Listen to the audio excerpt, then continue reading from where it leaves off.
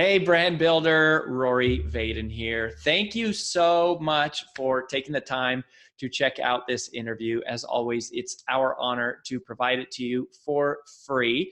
And wanted to let you know there's no big sales pitch or anything coming at the end. However, if you are someone who is looking to build and monetize your personal brand, we would love to talk to you and get to know you a little bit and hear about some of your dreams and visions and share with you a little bit about what we're up to see if we might be a fit. So if you're interested in a free strategy call with someone from our team, we would love to hear from you. You can do that at brandbuildersgroup.com/podcall, brandbuildersgroup.com/podcall. We hope to talk to you soon.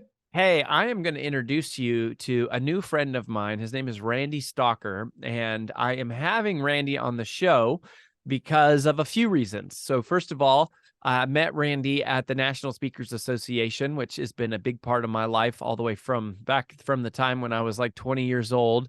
We met at a recent meeting, and I always love meeting fellow NSAers. But specifically, it's because of Randy's topic. Now, his topic is not one that is so hyper specific to personal branding and, the things that we often talk about. But, occasionally on this show, I will share personal development content. I've talked about how and why I stopped drinking, and I've shared some spiritual episodes and things. I've also had a lot of my friends, Ed Milet and Jamie Kern-Lima, et cetera, talk just more about like entrepreneurial stories. But Randy is someone who has an expertise on helping people to deal with grief and loss, and he is the survivor of a pretty massive tragedy, and we're going to hear the story of that. He lost some family members that I'm going to let him tell the story, but what he's done is he has turned it into a personal brand, and he's turned it into a career, and he's turned it into a message and a mission to help people figure out how to overcome loss, grief, survival, and really just he's helped start a number of bereavement groups, and he's just a good listener and support. And so that's something that I always struggle with, which we'll talk about. But anyways, Randy, welcome to the show. Thank you, Roy. I appreciate the opportunity. So tell me the story, your story. I'd love to start there. I know it's probably something you've shared many times, and I'm sure it's painful, but I think it's a pretty key part of the jumping off point of all this. Absolutely. So on July 22nd, 2003, my two daughters, Janelle, who's age 19, and Amy, age 9, went to visit their grandpa and grandma Stalker in Gibson City, Illinois. They spent the time back to school shopping with grandma, called my wife, Char, and said how much fun they were having, all the money grandma had spent on them. And then they were driving back home when a guy driving a fully loaded semi-truck, speeding and reading a book, broadsided the car where Janelle and Amy were sitting, killing all three immediately. So you lost your two daughters and was it your mom? And my mother, yes. Wow. All in one moment, just like that. Yeah, Janelle had just finished her freshman year of college at Drury University in Springfield, Missouri. She asked me if she could spend time with grandpa and grandma before she went back for her sophomore year, which I thought was wonderful for a 19-year-old girl to ask that. Unfortunately, Roy, I made our 9-year-old daughter, Amy, go with her. Huh. I thought it would be good quality time for the two. I knew grandpa and grandma would love seeing them both. And so I made Amy go, which I regret to this day. But I always ask myself the question, was it the right thing to do? And the answer is always yes. What makes you say that? Like, how have you come around to that viewpoint? Well, it's always good for kids to spend time with their grandparents. Number one, you don't anticipate your daughters are going to get killed by a semi-truck, or they're making about a 3-hour trip to see grandpa and grandma. The girls needed to spend more time together because Janelle is going back to college. So I just said, Amy, you need to go, and it'll be good for you. So you've been able to not experience guilt from that, or like feel, you know, which you shouldn't, but like I can't imagine it's easy to break free of that anyways. There's guilt for 19 years for doing that, but I always ask the same question: was it the right thing to do? And the answer is always yes, it was the right thing to do. Mm-hmm. So just because we do the right thing doesn't mean we have the right results. And this was a terrible instance of that. So yeah. So thank you for sharing that. You know, I got 2 kids, I got 2 boys now, and it's a different, you know, it's a different way of seeing the world as a parent. And so I struggle with what to say, right? And I struggle with what to do. We had less than 3 miles from our house here where we live in Nashville just recently was a school shooting at the Covenant School. And we knew 11 children at that school, 2 of which are our next door neighbors. One of them, which was in Bible study. Thankfully, none of the kids we knew were kids that were injured. I mean, minor injuries, but no gunshot wounds, and no one that we knew died that day. But that was a massive, massive tragedy right down the street. You know, I was in high school in Colorado the year that Columbine shooting happened, and you know, there are some of these just extraordinary tragedies, 9/11, tsunamis, and then there are the kind of more personal and private ones of, you know, I had a friend lose her husband unexpectedly a few weeks ago, and like a pretty good friend. You know, people who lose a child, and you just go like, I don't know what to do. I don't know what to say. I don't want to say nothing, but I really don't want to say the wrong thing. And so sometimes I say nothing. Like, can you help? Like, what do we, what's you're like most people, and just like I was before I lost my daughters, Rory. It's not untypical. So a lot of people start out by saying the wrong thing because we've heard it before. Things like, I know exactly how you feel. You don't want to say that because you never know exactly how I feel or how that person's feeling. You never say, call me if you need anything, because if I didn't call you to mow my yard or shovel my snow beforehand, I'm not going to call you now. So what you do say is, I miss him or her too. I cannot understand your pain. Just know that I am here for you. Or if you've experienced loss yourself, having experienced loss myself, my heart truly, truly goes out for you and your family. Always include and your family in there. Okay. The simple thing to say is, I am so, so sorry for your loss. And you don't ever try to assume that you know what they're going through, because you don't. And do you not get, I mean, you know, I've lost my grandparents, never like someone in my immediate family. I mean, my biological father died, but I didn't really know him only knew him until I was like 6 months old. And so like, I never really knew him. And like, I have to think that you know, you have funerals and you've got insurance companies and you've got, you know, just so many things you're going off. And it's helpful to hear those things. I'm so sorry, even though you hear it over and over from everybody else. And it's still just, that's still helpful to hear. Yeah. Even better than that, don't give the person permission to grieve. When you're sitting down with somebody just to talk to them, doing a one-to-one, you really need to give them permission to grieve or to get mad or get angry with you. It helps them a lot, because they're trying to hold it in because they don't want to burst out and start crying in front of their good friend. Number 2, shut up and let them talk. Sometimes we try to solve problems. We try to find solutions. Guys, you can fix a broken arm or a cut finger. You can't fix grief. You can't cure grief.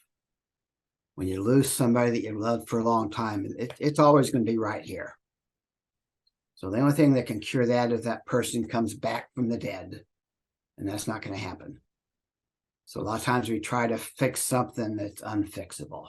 I mean, I think that's a good reminder of like, and I don't know if that's more of like a male brain issue or just everybody, but like there's a part of me that just wants to do something.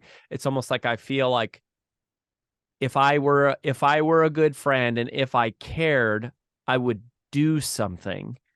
And I don't know what to do, and so I try to like do something and say stupid stuff. And what I hear you saying is like listening is doing something, and listening, giving them permission to listen, or listening and giving them permission to experience whatever they need to experience is doing something. Yeah. A lot of people walk away from this situation because they're so uncomfortable with themselves. Yeah. Okay. My advice is to just be there. If it's a good friend or a family member, you don't have to say anything. Just sit beside them and hold their hand or give them a hug. Just being there means so much. Some of the cliches we heard and still hear, time heals all wounds. What the heck does that mean? Hear it all the time. They are in a better place. So many people said that to me, and I said, you know, I'm sure heaven's a lot better place than this stupid earth we live on. But my daughters are doing pretty good with us in Quincy, Illinois. But we also heard God never gives you more than you can handle. And God really tested me by taking my mom and my two daughters at once. It's a true saying, but did I want to hear it? Absolutely not. Mm-hmm. Yeah, that's powerful. Yeah, you can see now, like in a moment talking about it now, of going, even Something if it's that true, really helps. even if it's true, it's not helpful. It's true, and it's hurtful. Mm-hmm. Something I really talk about when I'm presenting out there is understanding what a griever's really thinking. Sometimes when we're hurting, we really don't want to get our friends involved because we think it's going to ruin their day or ruin their life or something. So I share 9 things that people need to understand what a griever wants to tell you, but probably won't tell you for those reasons. Mm-hmm. Number 1, please be patient and understanding with me. Patient being a key word. Number 2, please let me grieve in my own way and in my own time. Don't tell me how to grieve. Don't tell me when to grieve. Don't tell me when to start grieving and stop grieving. Hold on. And I want to go back to the patient one for a second. So when you say, please be patient and understanding with me, that means like, don't pressure me to do stuff. Be okay if I'm unresponsive for a while. Like if I disappear for a little bit, I'm not at the parties. I'm not whatever. I mean, if it's an employee, I maybe not coming back at work or colleague. I mean, are those all the things when you say like, be patient with me? Yeah. Be patient means I am not the same person I was yesterday. Okay. I mean, once my daughters were killed and my mom were killed, I changed from the Randy Stalker that was fun loving and happy and liked to drink a beer with the guys and go to a Bible studying or something, to this angry, frustrated person that couldn't understand why his daughters weren't there. And every time he saw other girls their age, got mad, got angry, got frustrated. So a person who's grieving is not the same buddy you had yesterday. So be patient with them, because they will get to the point, maybe they'll be close to that same person, but maybe not. Yeah. A couple other things. I can't imagine what that would be like to see kids that were the age of your kids. Yeah. Please forgive me if I say something stupid or insensitive. Okay. When you're grieving, your mind's not the same. You say a lot of dumb things, and I upset so many people. They were trying to comfort me, or they were having fun with their kids, and I would get mad. So it's just a totally different person. So you just got to understand that. That's number 3 you're talking about there? It's number 4. Yeah. Number 4. Yeah. And when you say Okay. let me grieve in my own way, like I just want to spend like a minute on each one of these. Oh, you bet. And y'all, and I didn't mention this, but Randy has a book called Hugs Help, our story of tragic loss, survival, and helping others. As you can tell, it's very practical. I mean, emotional, but very practical, and like these things that we're running through right now. And so grieving in my own way, I feel like that comes back to what you said a little bit earlier of the things not to say, as like, oh, you should grieve like this, or I understand what it feels like, or God won't give you more than you can handle, or anything that sort of lets on in a presumptuous way that like, I know what you're going through, or I know what is best for you. It's actually way better to just sit and go, I have nothing for you. Like, I don't know what to do. I can't imagine how you're feeling. Be honest. Yes. I have no recommendation. I don't even know what to say. I just want you to know that I care and I'm here, basically. Yeah.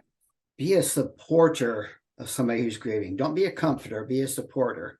What's Help the them difference? wherever you can. Help them get around. Help them with their kids. Mow their yard. Whatever it takes. Just help take some of the additional stresses away, so they can concentrate on their grief and surviving their grief and getting through their grief. So when you But really say that, on the fringes, help them on the fringes to take some of the stress away. yeah. So when you say be a supporter, you're saying like, take care of the practical things. Don't try to like do the emotional things. Yes. Yeah, that's interesting. I feel that way about like having a baby, like that having kids rocked my world. And I'm just like, I was just not prepared emotionally for what being a dad would be like and how difficult the whole thing was.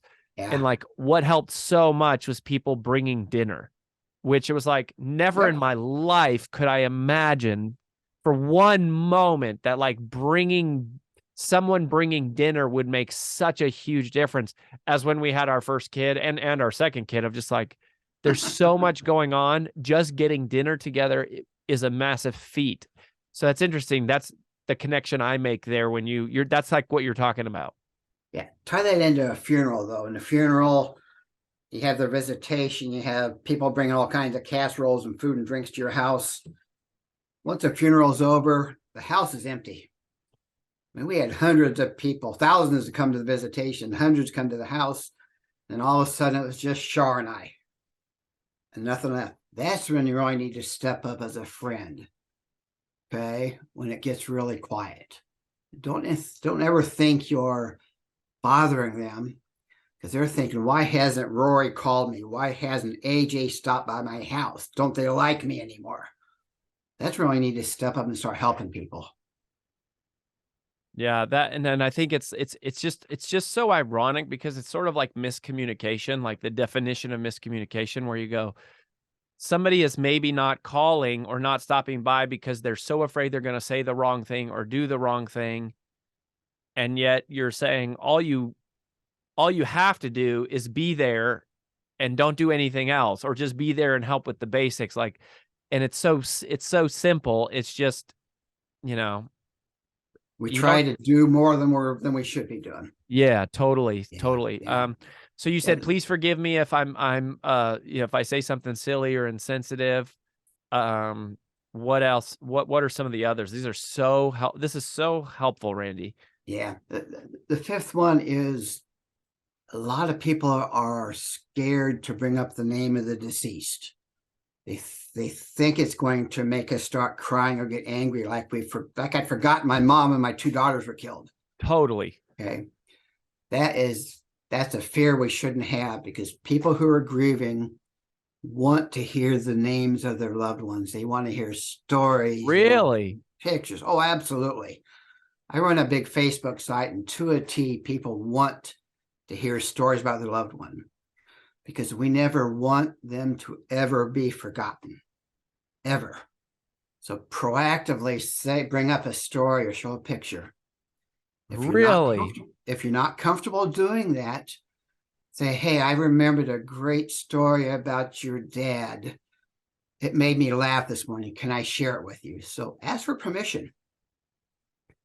Okay. Yeah, I am exactly the opposite of that. I feel like, oh my gosh, I don't want to tiptoe into anything that's going to make them sad. It's really sad. I worry less about making them angry. I worry about going, here we are having a beautiful day, and now I'm going to bring up something, like AJ's mom died when she was 15. And sometimes I'm just like, I can't imagine how sad to grow up and to get married and to have kids and not have your mom there. And so it's like, I sometimes am afraid to even say something about my mom because I just feel like it's going to make her feel bad, like, so that's super helpful. I would not have guessed that at all. Roy, ask her to tell you a story about her mom when she was 12. Okay, proactively ask her. I mean, she would love to talk about her mom, but she's not going to bring it up because you don't bring it up. Okay, 19 years later, I still love hearing stories about mom and Janelle and Amy. Don't hear them very often. Sometimes it brings a tear to my eye.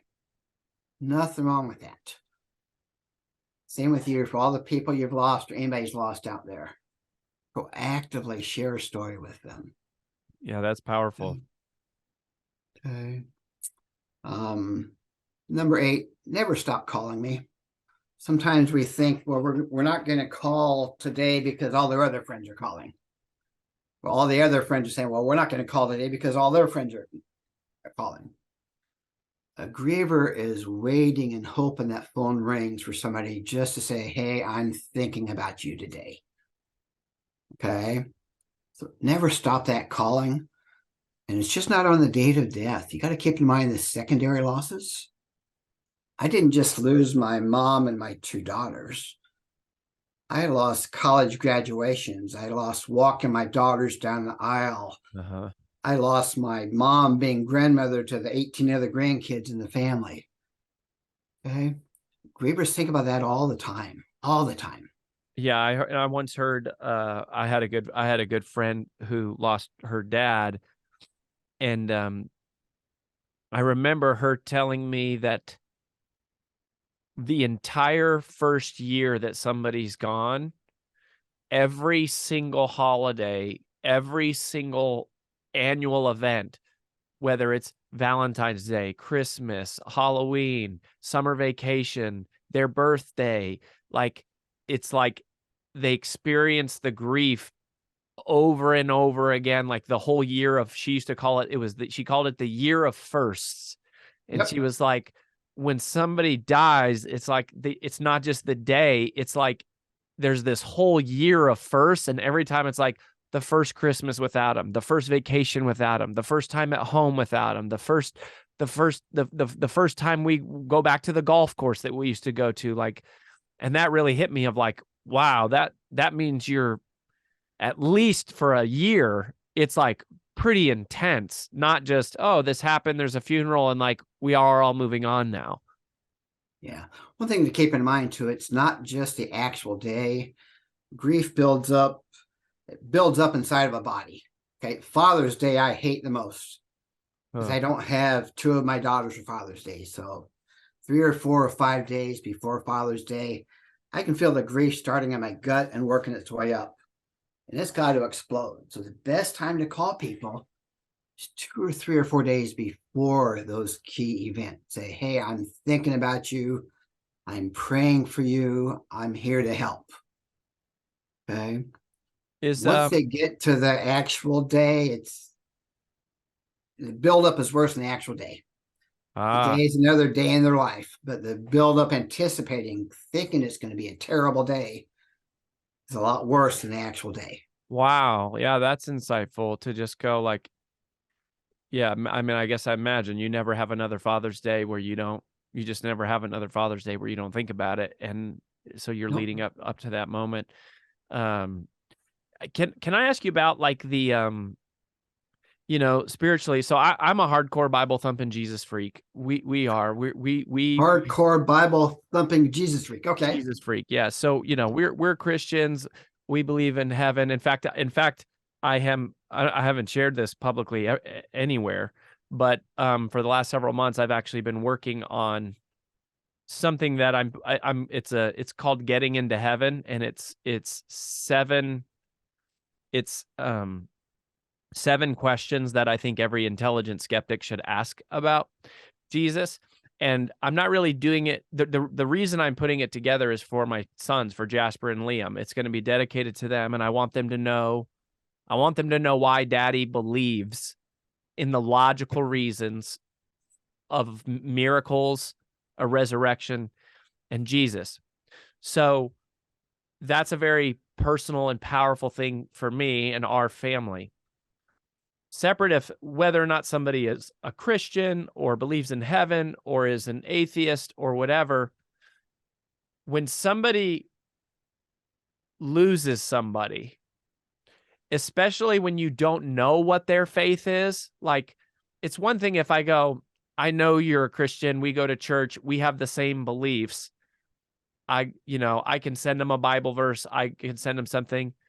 If there's somebody who I don't know if they're a Christian, or I know they're of a different religious faith and I don't know much about that faith, or like, whatever, like, it's not, we don't have a shared spiritual belief system, or I know they actively don't have a faith, like, how much does does it help this? Like you already said, they're in a better place. Like, that's not a good thing to say. That doesn't really, even if it's true, it doesn't help.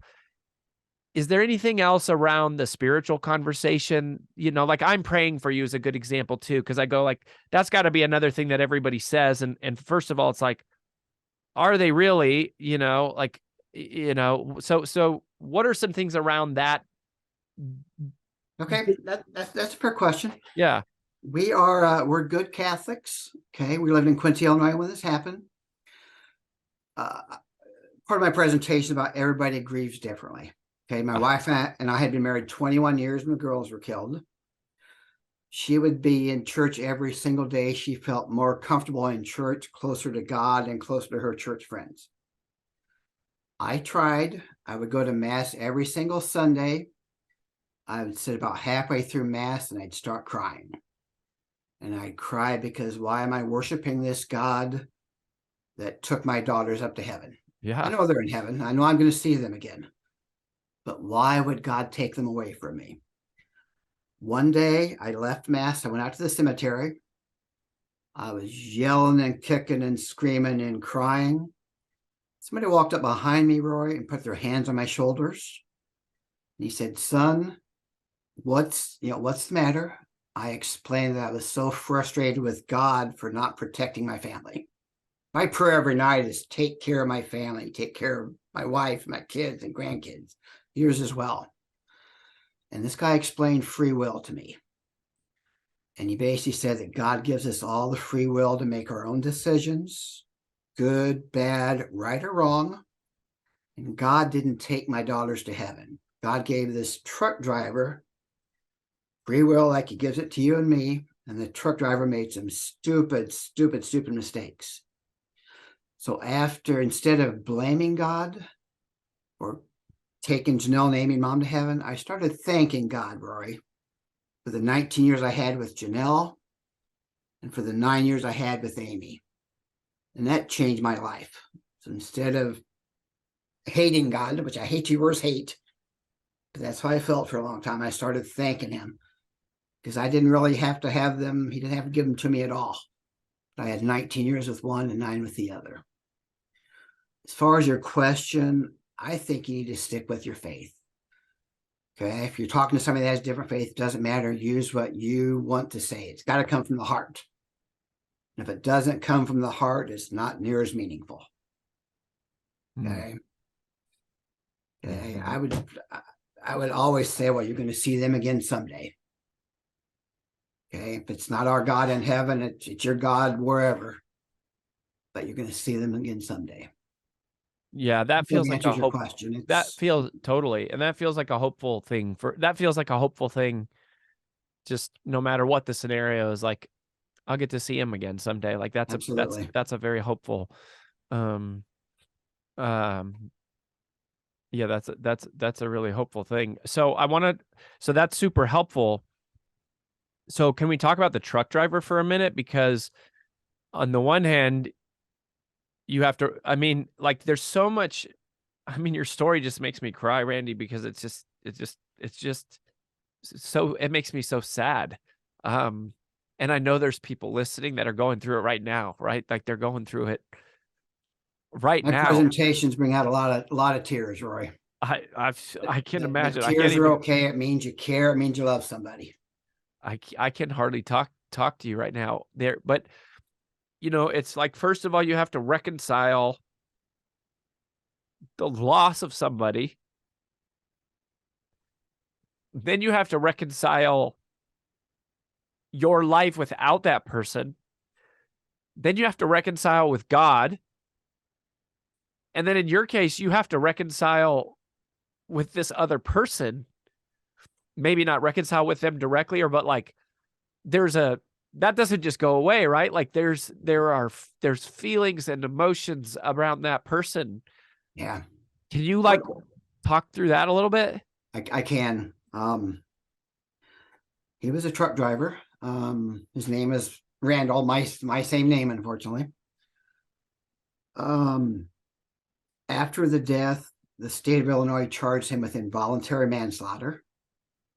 We went to court in Bloomington, Illinois. The judge asked a few questions, and then the judge asked me to stand up.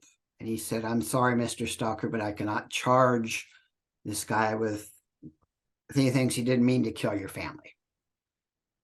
This is before distracted driving was the terminology it is now. But I think you're getting to the point of, did I forgive that driver or not? And I get this question asked pretty much every presentation I do. And I say, I forgive the driver. I know he didn't kill them on purpose, but I have not yet forgiven his stupidity. Okay, it was stupid thing he did to read a book while driving a truck. So I forgive the driver, but not his stupidity. What are your thoughts there? Well, I guess it took me a while to get to that. So yeah, I mean, how long did it take to get to that point? After that trial, I actually asked to speak to the truck driver and his wife, and they put us in a small room at the courthouse. And she said they were so sorry and gave me a big hug, but he didn't even get out of his truck to see if my family was alive or not, Roy. He sat in his cab and called somebody. Didn't even check. So that part really hurt me, him not even looking to see if they were alive or needed help or anything. So it took a long time, but probably 2 or 3 years after they were killed, I started answering that way. I forgive the driver, but not his stupidity. Yeah, I mean, there's always a scenario around how it happened, why it happened. I'm a big believer that forgiveness is really, it sets you free as the one who was harmed more than it has anything to do with setting them free. But anyways, it's just I can't imagine. So buddy, I want to point people towards the book Hugs Help: Our Story of Tragic Loss, Survival, and Helping Others. And then, tell me about the hugs part of it. Where does the title come from? Because we haven't talked about it, but as soon as I saw it, I was like, man, I really even just love the title of this, because it feels, I guess, this whole topic of just death, and I firmly believe in heaven. Like, I am absolutely convicted in, what are my beliefs, and I've researched them at length over the course of my life, both from a spiritual and emotional perspective, but especially from a logical and rational and archaeological perspective. And no matter what, it still feels so hopeless. It still feels so desperate. Like, if I lost my kids or my wife, like, it's like I have no control over this, and this is going to happen in some way to one of us someday. And I think there's so much about what you talk about, Randy, that's just tactical and practical, and the hug, especially, of everything somehow is it feels magical to me as like the thing. So can you just tell us like where's the first of all, tell us where do you want people to go to get the book or to connect with you or like learn about, you know, having you speak, and then I want to hear the story of the title. Okay, good. The book's on Amazon.com. Just write in Hugs Help, Randy Stalker if you want to. A lot of people like autographed copies, so they can go to my website, hugshelp.org, and they can order an autographed copy, and I'll send it right from here. Venmo is the only way I take payment for that, but if they have Venmo, does it that way. I presented about 35 times my first year since the book was released. I'm looking for businesses or hospitals or emergency room people, churches, associations. I think my message goes to just about anybody. Indeed. Because we all need to understand grief. We need to understand how to help those that are grieving. So I'm looking for the opportunity to talk to as many people as I can. As you can tell, I'm very open with my presentation. Sometimes I shed a tear while I'm speaking. They need to understand that. About half the time it's I tear up, but so and then as far as the Hugs Help, I wrote the book in 8 months. Started in October. It was released May 23rd. Actually, a year ago today it was released. Okay. It didn't have a title. So I went to see my dad in Gibson City, Illinois. Had a nice couple of days with him. He's a big brute of a guy. As I was leaving, he gave me a big hug and told me he loved me, which he didn't do very often growing up. And as I was driving home back to Rochester, Minnesota, which is where we live, I named the book Hugs Help, because that hug helped me a lot. And if you think about a hug is really sharing pain between two people. Different kinds of hugs, but if somebody hugs me and says, I'm so sorry for your loss, it means a heck of a lot more than a postcard or a text that said, I'm thinking of you. Yeah. So that's where it came from. I'm proud of the title. Getting a pretty good name out there. So it is. The other thing I love about Hugs, I mean, it's so helpful to know what not to say, what to say, and all this, you know, but I think, you know, one of the things that really sticks with me from what you've said and talk about is just being there, like literally just being there. You don't have to say anything. And in order to give a hug, you have to be there. Yep. Like, and that's why I was like, man, this really is the perfect title. It's memorable, it's clear, it's what people want. It's what the grieving person wants, and it's also, to me, what the people surrounding the situation want, which is a clear answer for how can I help? What can I do? And just knowing like it's, you know, hugs is a great way to do it. You're just there, you're not saying anything, you're not fixing anything, you're not coaching anybody on how they should feel. Just there. You're just there, and you're just holding them. Yeah. And I'd like to share 5 takeaways with people. Do we have time for that? Sure. Okay.